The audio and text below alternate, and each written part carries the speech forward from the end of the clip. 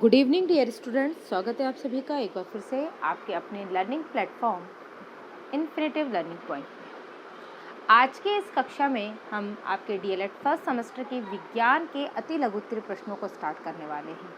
तो चलिए फटाफट से क्लास को स्टार्ट करते हैं।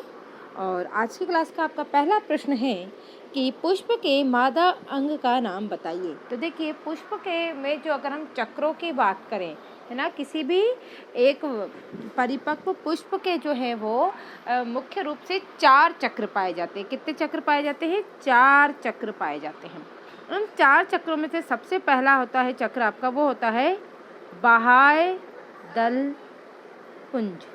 ठीक है ना, क्या होता है बाह्य दल पुंज? थोड़ा अच्छे से एक्सप्लेन कर देते हैं इस चीज़ को, थोड़ा बेहतर तरीके से समझ लीजिए। इसे यहाँ लिख के बता देती हूँ आपको। देखिए,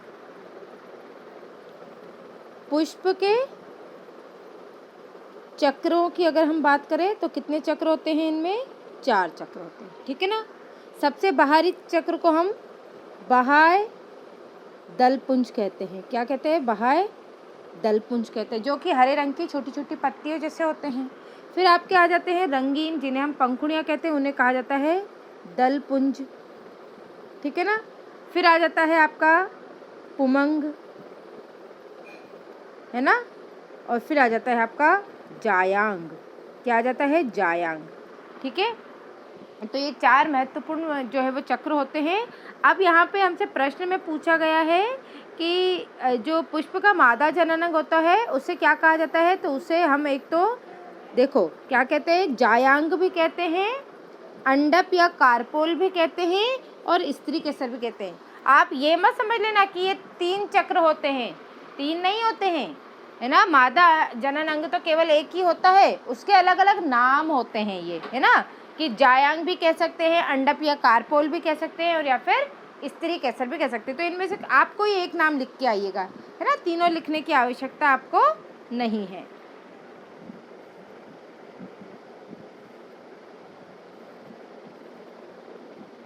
चलिए आगे बढ़ते हैं अगले प्रश्न की तरफ। नेक्स्ट क्वेश्चन है आपका,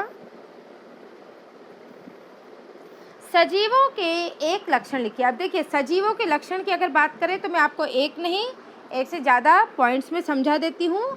ये पॉइंट आप याद रखिएगा। अगर ये आपका 2 नंबर के प्रश्न में आ जाए तब भी आप लिख सकते हो, और 1 नंबर का आए तब भी आप इसको लिख सकते हो। तो देखिए, सजीवों के लक्षण हमेशा पॉइंट में लिखोगे इस तरह के प्रश्न। देखिए, उद्देश्य, आवश्यकताएं, विशेषता, महत्व, गुण, दोष, इस तरह के जब क्वेश्चन पूछे जाते हैं एग्जाम में तो हमेशा इनके उत्तर आपको पॉइंट्स में ही लिखने चाहिए। तो अगर हम सजीवों के लक्षणों की बात करें तो नंबर 1 आ जाता है आपका कि सजीवों में गति होती है। ठीक है। नंबर 2, सजीव प्रजनन करते हैं, है ना, अपने ही समान अन्य संततियों को भी पैदा करते हैं। तो 2 पॉइंट्स ही हो गए। तीसरा नंबर 3,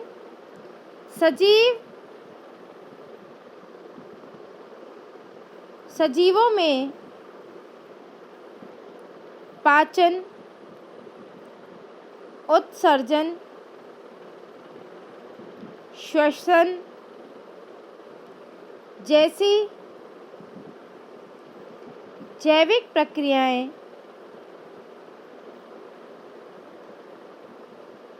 होती हैं। तो ये आपका उत्तर हो जाता है। अगर 2 नंबर का प्रश्न पूछा जाए तो ये 3 पॉइंट्स लिख देना। अगर 1 नंबर के में आता है, 1 नंबर के में आता है तो इसका उत्तर तब कैसे लिखोगे आप? तो वो भी समझ लो। आप उत्तर लिखोगे कि सजीवों में सभी प्रकार की जैविक क्रियाएं जैसे श्वसन, पाचन, उत्सर्जन व प्रजनन होती हैं, है ना। तो ये सभी प्रकार की जैविक प्रक्रियाएं होती हैं, यही सजीवों का एक लक्षण होता है।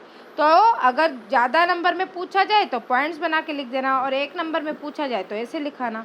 ठीक है, अगला प्रश्न देखो, शाकाहारी तथा मांसाहारी जंतुओं के 2-2 नाम, तो ये तो आप लिख ही सकते हो। शाकाहारी में आपको गाय, भैंस, बकरी, है ना, घोड़ा, ये सब आ जाएंगे, और मांसाहारी में आपका कुत्ता, चीता, बाघ, भेड़िया आ जाएगा। इसमें मनुष्य मत लिख के आ जाना, क्योंकि मनुष्य सर्वाहारी होता है, मांसाहारी नहीं कह सकते हम उसे। चलिए, अगला प्रश्न है कि घर्षण बल किसे कहते हैं। मोस्ट इम्पोर्टेंट क्वेश्चन है, घर्षण बल से अक्सर प्रश्न आता ही आता है, तो इसको बहुत अच्छे से याद करिएगा। तो घर्षण बल की अगर हम बात करें तो देखिए, अब मैं इसका उत्तर आपको लिख के बताती हूँ, फिर आपको बुक का भी समझा दूंगी। तो हम क्या लिखेंगे कि घर्षण बल जो होता है, कि घर्षण बल एक प्रकार का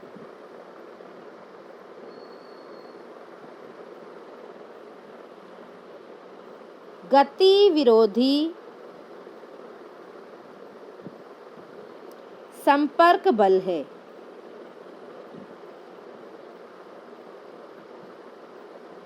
अब देखिए इसका मतलब क्या है। देखिए, जो घर्षण बल होता है वो हमेशा 2 सतहों के मध्य लगता है। किसके मध्य लगता है? 2 सतहों के मध्य लगता है, और यह हमेशा गति की, किसी भी गति करती हुई वस्तु के विपरीत दिशा में लगता है ना। अगर वस्तु इस तरफ गति कर रही है तो घर्षण बल हमेशा इसकी अपोजिट डायरेक्शन में लगता है। और कहाँ पे लगेगा? हमेशा वस्तु और जो सतह है उसके मध्य लगेगा। तो ये एक संपर्क सतहों के मध्य लगता है। घर्षण बल के लिए 2 सतहों के मध्य संपर्क होना बहुत ज़रूरी होता है, और इसके साथ साथ ये हमेशा गति विरोधी बल होता है ना। जैसे कि अगर हम बात करें कि कोई व्यक्ति चल रहा है रोड पे, तो जैसे ये हम उसका शू बना लेते हैं, थोड़ा समझाने के लिए आपको बता रही हूँ, ये उसका पैर हो गया।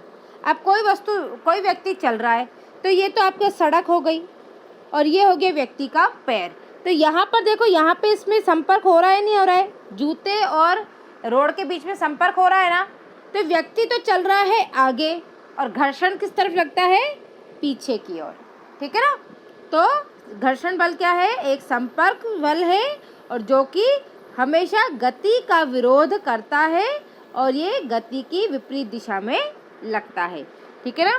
यहाँ पे हम बुक के अनुसार देख लेते हैं कि यदि तेज दौड़ते हुए आपका पैर अचानक केले के छिलके पर पड़ जाए तो आप गिर पड़ते हैं। कैरम बोर्ड पे पाउडर लगाने पर, छिड़कने पे गोटी बहुत तेज फिसलती है।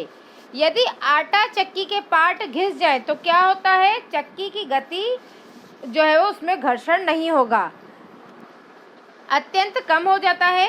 तो ये सब बातें जो है वो घर्षण बल के ऊपर बात करते हैं। देखिए, हम जो चल पाते हैं वो भी घर्षण बल के कारण ही चल पाते हैं। जब हम चौक से लिखते हैं बोर्ड पे, तो वो भी घर्षण बल के कारण ही लिख पाएंगे। आपको पता है ना कि कभी कभी हमारे स्कूल में जो ब्लैक कलर का बोर्ड होता था वो कहीं कहीं से घिस जाता था और चिकना हो जाता था, तो चौक से वहाँ पे हम लिख नहीं पाते हैं। क्यों नहीं लिख पाते? क्योंकि वहाँ पे फिर घर्षण बल बिल्कुल ख़त्म हो जाता है। फिर हमको चौक गीली करनी पड़ती है, तब जाके हम लिख पाते हैं।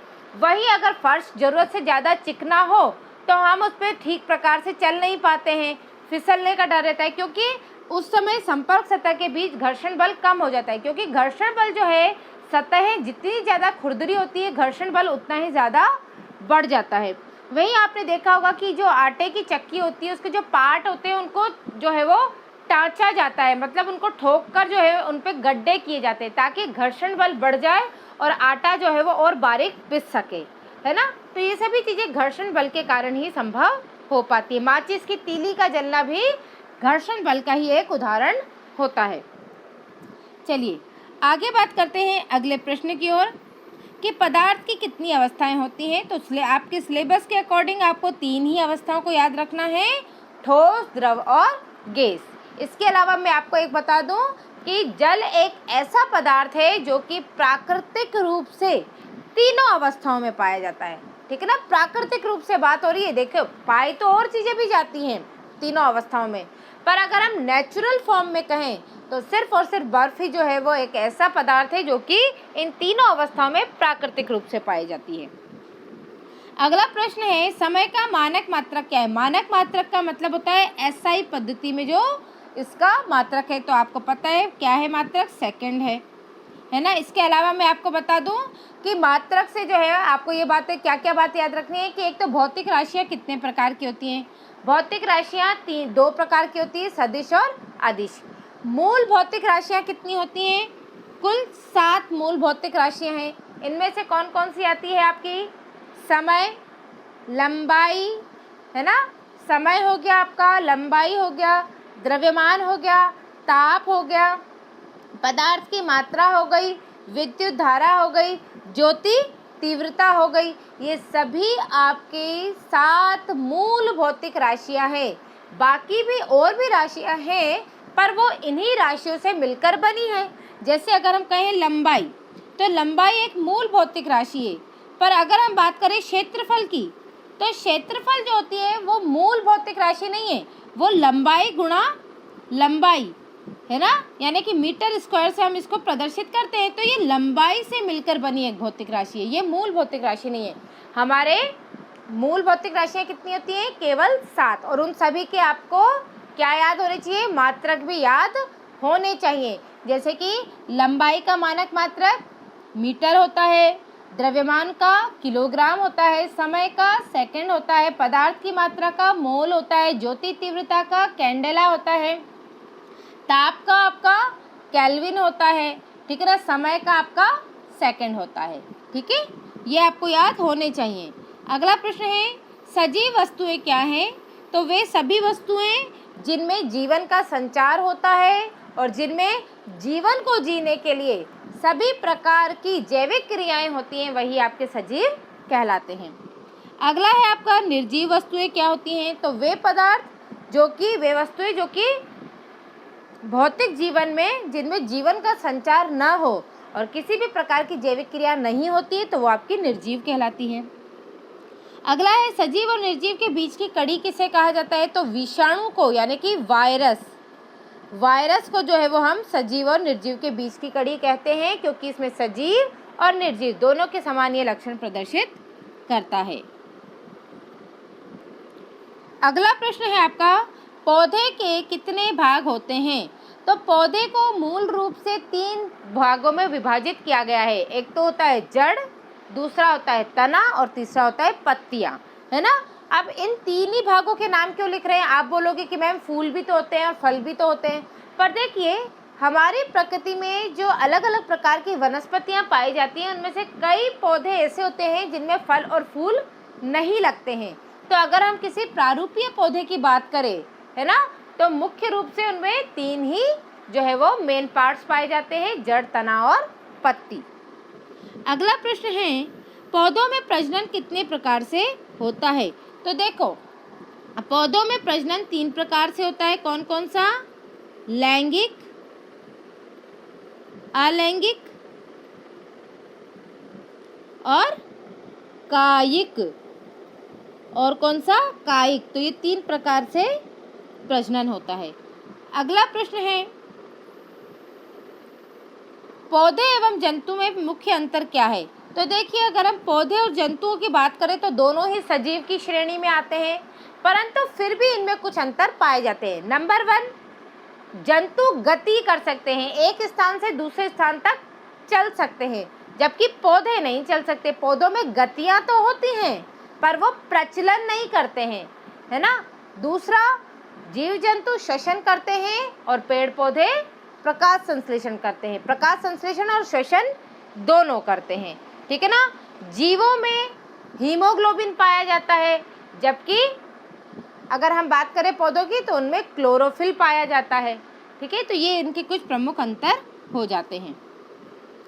अगला प्रश्न है कि पौधे तथा जंतुओं में समानताएं क्या हैं? तो समानता क्या हो सकती है कि दोनों ही सजीवों की श्रेणी में आते हैं, नंबर 1। नंबर 2, दोनों में ही जीवन की सभी जैविक क्रियाएं संपन्न होती है, दोनों में ही जीवन का संचार भी है और सभी प्रकार की जैविक क्रियाएं होती हैं। अगला प्रश्न है, पुष्प के कितने भाग होते हैं? तो मैंने आपको अभी स्टार्टिंग में बताया था, पुष्प के 4 जो है वो चक्र होते हैं। कौन कौन से चक्र है ये? बाह्य दलपुंज,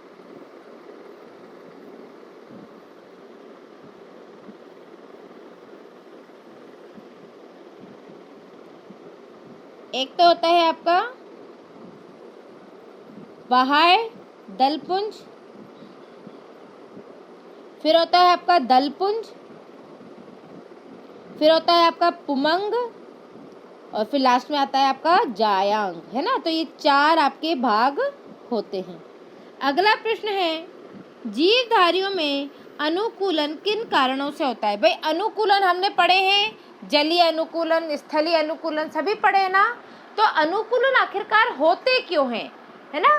तो अनुकूलन की अगर हम बात करें तो मुख्य रूप से अनुकूलन का कारण ये है कि पर्यावरणीय दशाओं में, है ना, विभिन्न प्रकार की पर्यावरणीय दशाओं में अपने जीवन का, है ना, या अपना अस्तित्व बनाए रखने के लिए पौधों में अनुकूलन पाया जाता है ना। पौधों या जीवों में अनुकूलन पाया जाता है। जैसे कि जलीय जीवों में शल्क पाए जाते हैं, तैरने के लिए फिन्स पाए जाते हैं। मछली की बात करें तो उसमें गिल्स होते हैं, धारा रेखित शरीर होता है जो कि उसको जलीय परिवेश में जीवित रहने के लिए सहायता प्रदान करता है। वही स्थलीय जीवों में क्या होता है? अगर हम मरुस्थलीय ऊंट की बात करें तो उसके पैर लंबे लंबे होते हैं, उसके शरीर में वसा का स्टोरेज होता है, उसके होंठ मोटे मोटे होते हैं, त्वचा मोटी होती है, आँखों की पलकें बड़ी बड़ी होती है, जो कि उसको मरुस्थलीय परिवेश में जीवित रहने के लिए सहायता करते हैं। तो जीवों में जो अनुकूलन है वो उनमें उनके वातावरणीय दशाओं के अनुरूप उनको जीवित रहने में सहायता के लिए हो जाते हैं। अगला प्रश्न है, संरचनात्मक अनुकूलन से आप क्या समझते हैं? तो जब परिवर्तन या अनुकूलन, जब किसी जीव की में जो अनुकूलन है वो उसकी शारीरिक बनावट में होता है ना, उसकी शारीरिक बनावट में जब परिवर्तन होता है वातावरण के अनुसार, तो इस प्रकार के परिवर्तन को हम संरचनात्मक परिवर्तन कहते हैं। जैसे कि मछली के शरीर का धारा रेखित होना, ये संरचनात्मक परिवर्तन है ना। ऊंट के टांगों का लंबा होना, ये भी संरचनात्मक परिवर्तन है। पेड़ पे चढ़ने वाले जो क्लाइंबर्स जीव होते हैं, जो क्लाइंब करते हैं, उनके पंजों का मुड़ा हुआ होना एक संरचनात्मक परिवर्तन है। ठीक है, आगे चलते हैं। पौधों में जड़ों का क्या उपयोग है? तो पौधे के अगर हम जड़ की बात करें तो जड़ जो होता है वो पौधे का भूमिगत भाग होता है, जो कि पौधों के लिए जल और खनिज पदार्थों के अवशोषण का काम करता है। इसके साथ साथ ये पौधे को भूमि में स्थिर रखने में भी सहायक होती है। अगला प्रश्न है, प्रकाश संश्लेषण क्या है? इम्पोर्टेंट है।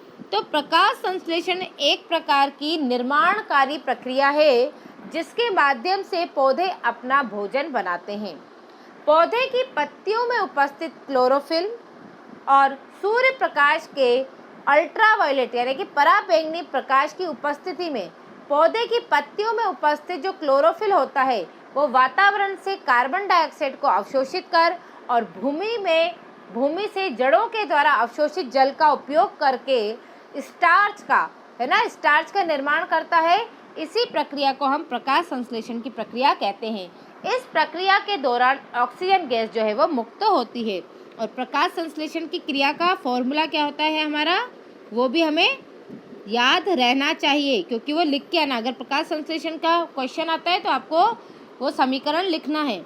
क्या हो जाएगा हमारा, 6CO2 प्लस 6H2O, यहाँ पे आपका क्लोरोफिल आ जाएगा और ऊपर यूवी रे आ जाएगी। यूवी रेज यानी कि आपके पराबैंगनी किरण। तो इससे बनेगा क्या हमारा, यहाँ लिख देती हूँ मैं C6H12O6। ये तो हो गया आपका स्टार्च। क्या हो गया ये, स्टार्च। और प्लस में क्या निकल जाएगी आपकी 6O2, वो ऑक्सीजन गैस विमुक्त हो जाएगी। तो ये आपको पूरा समीकरण भी आना चाहिए। चलिए अगले प्रश्न पे बढ़ते हैं। परागण क्या है? परागण क्या है? तो देखिए, पौधों में परागण की क्रिया होती है। और परागण क्या होता है कि किसी भी प्रकार के, है ना, पराग कणों का पौधे की मादा जनन अंग यानी कि जायांग तक पहुंचने की क्रिया को हम परागण कहते हैं। परागण दो प्रकार का होता है, एक तो स्वपरागण और दूसरा परपरागण। क्या होता है? एक तो होता है आपका स्वपरागण और दूसरा होता है परपरागण। स्वपरागण में क्या होता है कि एक ही पौधे के पुंकेसर है ना, जो आपके पुंकेसर होते हैं वो उसी पौधे के जायांग तक पहुंचेंगे, है ना। जो परागकण है वो उसी पौधे के जायांग तक पहुंचेंगे। जबकि परपरागण में क्या होता है कि किसी दूसरे पुष्प के परागकण किसी अन्य पुष्प के जायांग तक पहुंचते हैं, तो इस विधि को हम परपरागण कहते हैं। तो देखिए, जब पुष्प के परागकण उसी पुष्प के वर्तिकाग्र या उसी पौधे के पुष्प के वर्तिकाग्र तक पहुंचे, तो ये गलत लिखा है। देखो अब गाइड में कितनी बड़ी गलती है। ये स्वपरागण की परिभाषा लिखी है भाई, स्वपरागण में ऐसा होता है। परपरागण में क्या होगा कि जब किसी पुष्प के परागण किसी अन्य, यहाँ पे लिखेंगे किसी अन्य पौधे के, फिर यहाँ से पुष्प के वर्तिकाग्र तक पहुँचे, तब इस क्रिया को हम परपरागण कहते हैं। क्लियर है? चलिए आगे बढ़ते हैं अगले प्रश्न की ओर। पुष्प के नर अंग का नाम बताइए। तो पुंकेसर कहते हैं इसको, पुंकेसर या पुमंग भी कहा जाता है। पुंकेसर और पुमंग का मतलब एक ही होता है। अगला प्रश्न है, फलों में जल की मात्रा कितनी होती है? तो कोई भी फल आप देखोगे उसमें 90% ऑफ क्या होता है? वाटर होता है। अगला है, पौधे में जड़ का क्या कार्य है? तो पौधे के जड़ के कार्य की अगर हम बात करें तो जड़ें जो होती हैं वो पौधे को भूमि में स्थिर रखती हैं, है ना, और इसके साथ साथ जल और खनिज लवणों के अवशोषण का कार्य भी करती हैं।